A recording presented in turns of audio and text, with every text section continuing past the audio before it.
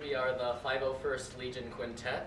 We will be playing the Duel of the Fates from Star Wars I: The Phantom Menace by John Williams, arranged by Gage Beckendorf.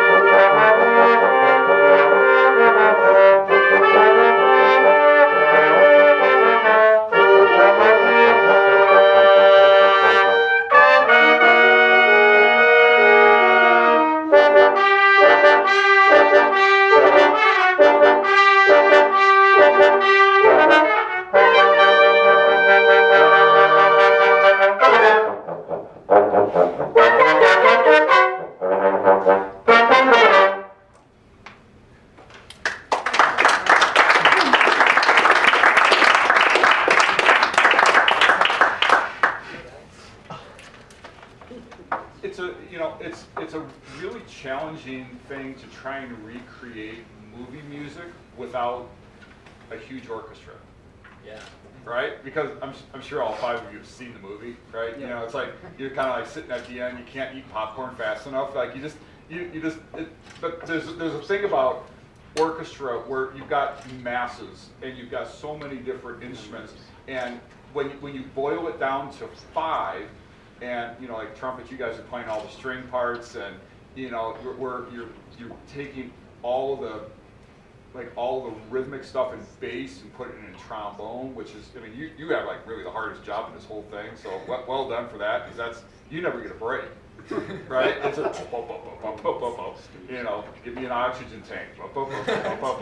That's really hard to do for a long time, and you did a really good job with that. So what I would say to, like how I started this commentary, is that you need to think like the movie. Because the scene was really intense. There was a lot of back and forth, and you think that the good guys have got it, and then no, the bad guys coming back, and then okay, well now where is this thing going to go? And it's just a roller coaster of emotions. And when it gets really technical, what do we as musicians default to? We default to loud, right? When it gets really intense, and it doesn't always need to be that way. And you can kind of conserve your energy, much like the Jedi must do in order to conquer their foes. You know, it's like you kind of have to figure out where you're going to pick your major battle, and it's all written right there. It tells you exactly where to do it, and then it's about how to get to those moments, and then how to transition out of them. Think about the story that you want to tell with it, right? Because by about measure 100, you guys are all pretty winded, right? I mean, there's a lot of intense playing just in the first 100 measures of it, and congratulations, you made it to halfway, right? And then you got some pretty intense stuff later. So think more in terms of the linear design of what the piece is about. Right, and that will sort of increase the, I don't want to say the interest in it, but it'll increase the drama of it, right? And then find places. This is another kind of a technical thing in terms of pitch. There's a lot of places where you guys line up in unisons or in octaves. As a quintet, try to find those places and really work on those arrival points, because those are usually where the major impacts are.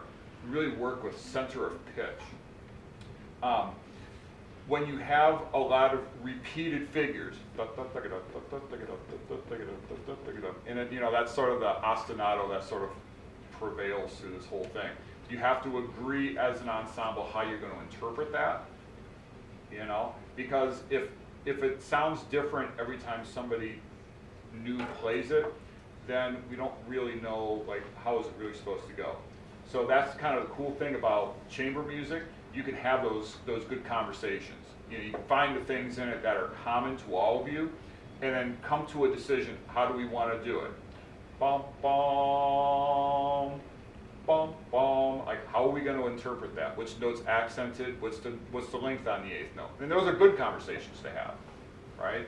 And that's how you get into the deeper part of the music making process, rather than just, you know, like the first ring is the notes and the rhythms. That's the first ring. We want to get to the core, so that you kind of think as a single unit. You're just 5 guys. You're 5 guys, but a single unit. Kind of share the same wavelength in your brains, right? And that's when you have those good conversations and you interpret together. Then that's when you get to you start moving towards the core of music making. But you know, there's a lot of demand in it, in so many ways. It's really good playing. You know, John Williams, he knows how to write music. He's not bad. Good job, you guys.